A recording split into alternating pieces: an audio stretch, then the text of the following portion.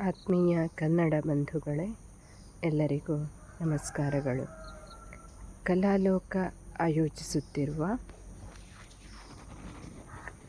ಕನ್ನಡ ರಾಜ್ಯೋತ್ಸವದ ಪ್ರಯುಕ್ತ ವಿಶೇಷ ಸ್ಪರ್ಧೆ ನನ್ನ ಕಥೆ ನಿಮ್ಮ ಜೊತೆ ಅಪ್ಪಟ ಕನ್ನಡದಲ್ಲಿ ಎಂಬ ವಿಭಾಗದಲ್ಲಿ ಕನ್ನಡ ಭಾಷೆ, ಇತಿಹಾಸ, ಪರಂಪರೆ ಬಗ್ಗೆ ಕೆಲವೊಂದು ವಿಚಾರಧಾರೆಗಳನ್ನು ಹಂಚಿಕೊಳ್ಳಬಯಸುತ್ತಿದ್ದೇನೆ.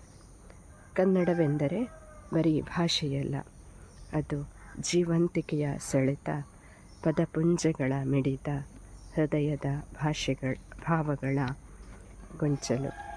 ನಮ್ಮ ಕನ್ನಡ ಭಾಷೆ ಎಲ್ಲಾದರೂ ಇರೋ, ಎಂತಾದರೂ ಇರೋ, ಎಂದೆಂದಿಗೂ ನೀ ಕನ್ನಡವಾಗಿರೋ ಎಂಬ ಕವಿವಾಣಿಯಂತೆ ಕನ್ನಡ ಭಾಷೆಗೆ ಸುಮಾರು 3000 ವರ್ಷಗಳಷ್ಟು ಹಳೆಯ ಇತಿಹಾಸವಿದೆ. 7ನೇ ಶತಮಾನದಲ್ಲಿ ದೊರೆತ ಕಪ್ಪೆ ಅರೆಭಟ್ಟನ ಶಾಸನದಲ್ಲಿ ಕನ್ನಡ ಪದಗಳ ತ್ರಿಪದಿಗಳನ್ನು ನಾವು ಗಮನಿಸಬಹುದು.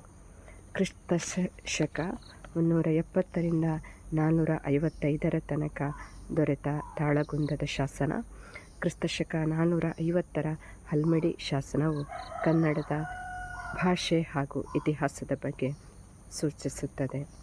ಕನ್ನಡದ ಮೊದಲ ಲಾಕ್ಷಣಿಕ ಕೃತಿ ಅಥವಾ ಅಲಂಕಾರ ಗ್ರಂಥವಾದ ಕವಿರಾಜ ಮಾರ್ಗದಲ್ಲಿ ಕನ್ನಡ ಸಂಸ್ಕೃತಿ, ಜೀವನ ಶೈಲಿ, ಕನ್ನಡ ಪ್ರಾದೇಶಿಕತೆಯ ವಿಸ್ತಾರಗಳನ್ನು ತಿಳಿಯಬಹುದು. ಹಾಗೆಯೇ ನಂತರ ಹಳಗನ್ನಡ, ನಡುಗನ್ನಡ, ಹೊಸಗನ್ನಡ ಎಂಬ ಕನ್ನಡ ಸಾಹಿತ್ಯದ ಹಲವು ಸ್ಥಿತ್ಯಂತರಗಳನ್ನು ಅರಿಯಬಹುದು. ಕನ್ನಡದ ಆದಿಕವಿ ಪಂಪನಿಂದ 10ನೇ ಶತಮಾನದಲ್ಲಿ ಕನ್ನಡದ ಹಳೆಗನ್ನಡ ಸಾಹಿತ್ಯ ಬೆಳೆದು ನಂತರ 12ನೇ ಶತಮಾನದಲ್ಲಿ ವಚನ ಸಾಹಿತ್ಯ, ರಗಳೆಗಳು, ಕೀರ್ತನೆ, ದಾಸ ಸಾಹಿತ್ಯ ಮುಂತಾದ ವಿಶೇಷ ಸಾಹಿತ್ಯದ ಬೆಳವಣಿಗೆ ಅಥವಾ ಪ್ರಗತಿ ನಡುಕನ್ನಡ ಸಾಹಿತ್ಯದಲ್ಲಿ ಉಂಟಾಯಿತು. ಹಾಗೆಯೇ 19ನೇ ಶತಮಾನದ ನಂತರ BM ಶ್ರೀಕಂಠಯ್ಯ ಅವರ ಇಂಗ್ಲೀಷ್ ಗೀತಗಳು ಆರಂಭವಾಗಿ ಕುವೆಂಪು, ದ.ರಾ. ಬೇಂದ್ರೆ, ಶಿವರಾಮ್ ಕಾರಂತರು, ಗೋಪಾಲಕೃಷ್ಣ ಅಡಿಗ ಮೊದಲಾದ ನವ್ಯ, ನವೋದಯ, ಪ್ರಗತಿಶೀಲ, ಬಂಡಾಯ ಸಾಹಿತ್ಯ ಮೊದಲಾದ ವಿವಿಧ ಮಜಲುಗಳನ್ನು ಕನ್ನಡ ಸಾಹಿತ್ಯ, ಹೊಸಗನ್ನಡ ಸಾಹಿತ್ಯದಲ್ಲಿ ಬೆಳವಣಿಗೆಯನ್ನು ನಾವು ಗುರುತಿಸಬಹುದು. ಹಾಗೆಯೇ 8 ಜ್ಞಾನಪೀಠ ಪ್ರಶಸ್ತಿ ಪಡೆದ ವಿಶೇಷತೆ ಕನ್ನಡ ಸಾಹಿತ್ಯಕ್ಕಿದೆ.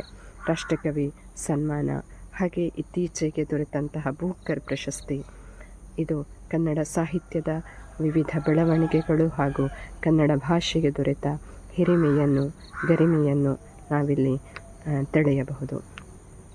ಇಂತಹ ಅಮೂಲ್ಯವಾದ ನಮ್ಮ ಕನ್ನಡ ಭಾಷೆ ಹಾಗೂ ಮಾತೃಭಾಷೆ ಕೇವಲ ವಸ್ತು ಸಂಗ್ರಹಾಲಯದ ಭಾಷೆಯಾಗಿ ಉಳಿಯದೆ ಮುಂದಿನ ಪೀಳಿಗೆಗೂ ನಾವು ಕನ್ನಡ ಭಾಷೆಯನ್ನು ಕಾಣಿಕೆಯಾಗಿ ನೀಡುವ ಮಹತ್ತರವಾದ ಕೆಲಸವನ್ನು ಮಾಡಬೇಕು ಎಂಬ ಆಶಯದೊಂದಿಗೆ ಅತ್ಯಗತ್ಯವಾಗಿ ಹಾಗೂ ಅನಿವಾರ್ಯವಾಗಿ ಕನ್ನಡ ಭಾಷೆಯನ್ನು ಉಳಿಸಿಕೊಂಡು ಬರುವ ಕಾಯಕದಲ್ಲಿ ಪಣ ತೊಡೋಣ ಎಂದು ಹೇಳುತ್ತಾ ನನ್ನ 2 ಮಾತುಗಳನ್ನು ಕೊನೆಗೊಳಿಸುತ್ತೇನೆ. ಅವಕಾಶಕ್ಕಾಗಿ ಧನ್ಯವಾದಗಳು.